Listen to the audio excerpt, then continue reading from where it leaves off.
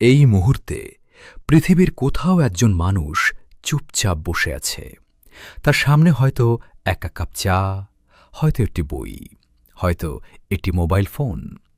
বাইরে থেকে তাকে সম্পূর্ণ স্বাভাবিক মনে হচ্ছে, কিন্তু তার ভিতরে একটি নীরব যুদ্ধ চলছে। একটি যুদ্ধ যার কোনো রক্ত নেই, কোনো ব্যান্ডেজ নেই, কোনো প্লাস্টার নেই। তবুও এই যুদ্ধ একজন মানুষের সমস্ত শক্তি কেড়ে নিতে পারে। সকালের সূর্যকে অর্থহীন মনে করাতে পারে, প্রিয় মানুষদের দূরে সরিয়ে দিতে পারে, এমনকি জীবনকেও ভারী মনে করাতে পারে। এই যুদ্ধের নাম ডিপ্রেশন, বাংলায় বিষণ্ণতা।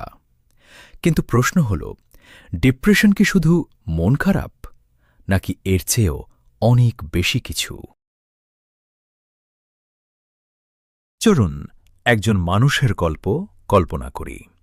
ধরুন তার নাম আরিফ। প্রতিদিন সকালে সে ঘুম থেকে ওঠে, কাজে যায়, মানুষের সাথে কথা বলে, সামাজিক অনুষ্ঠানেও যায়, ফেসবুকে হাসি মুখের ছবি পোস্ট করে। সবকিছু স্বাভাবিক মনে হয়, কিন্তু কেউ জানে না রাত হলে সে ঘণ্টার পর ঘণ্টা ছাদের দিকে তাকিয়ে থাকে। কেউ জানে না তার ভেতরে একটা অনুভূতি ধীরে ধীরে বড় হচ্ছে, একটা শূন্যতা, একটা ক্লান্তি, একটা অদৃশ্য ভার, যেটা ভাষায় প্রকাশ করা কঠিন। আরিফ নিজেও বুঝতে পারে না তার আসলে কি হয়েছে।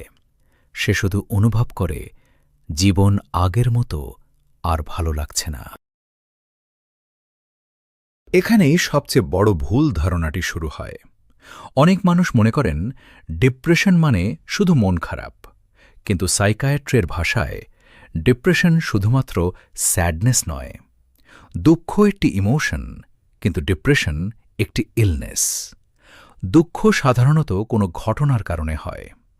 প্রিয় মানুষকে হারালে, সম্পর্ক ভেঙে গেলে, ব্যর্থ হলে আমরা দুঃখ পাই, এবং সময়ের সাথে সাথে সেই দুঃখ ধীরে ধীরে কমে যায়।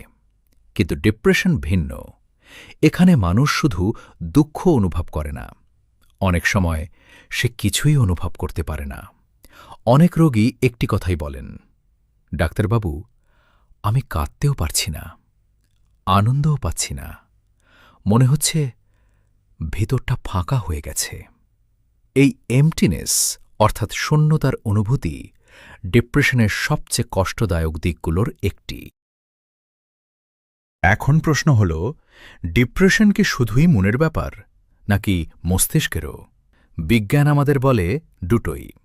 আমাদের ব্রেনের ভেতরে কোটি কোটি নিউরন বা স্নায়ুকোষ রয়েছে। এরা একে অপরের সাথে যোগাযোগ করে।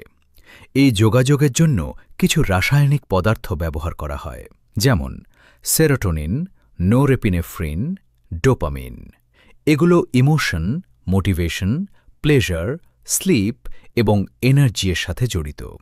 যখন দীর্ঘদিন স্ট্রেস, ট্রমা, লোনলিনেস বা অন্যান্য জৈবিক কারণ কাজ করে, তখন এই সিস্টেমের ভারসাম্য পরিবর্তিত হতে পারে।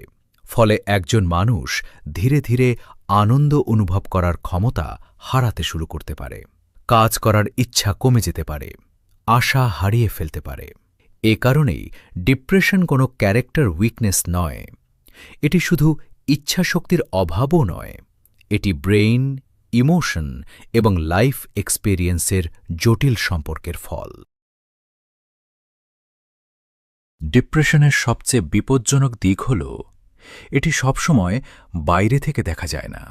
অনেক মানুষ ডিপ্রেশন নিয়ে অফিস করেন, পড়াশোনা করেন, হাসেন, কথা বলেন এবং সমাজের চোখে সম্পূর্ণ স্বাভাবিক থাকেন। তাই আমরা প্রায়ই বুঝতেই পারি না কেউ ভিতরে ভিতরে কতটা কষ্টে আছে। কখনো কখনো যে মানুষটি সবচেয়ে বেশি হাসছে, সেই মানুষটিই হয়তো সবচেয়ে বেশি সংগ্রাম করছে। এই কারণেই মেন্টাল হেলথ সম্পর্কে সচেতনতা এত গুরুত্বপূর্ণ।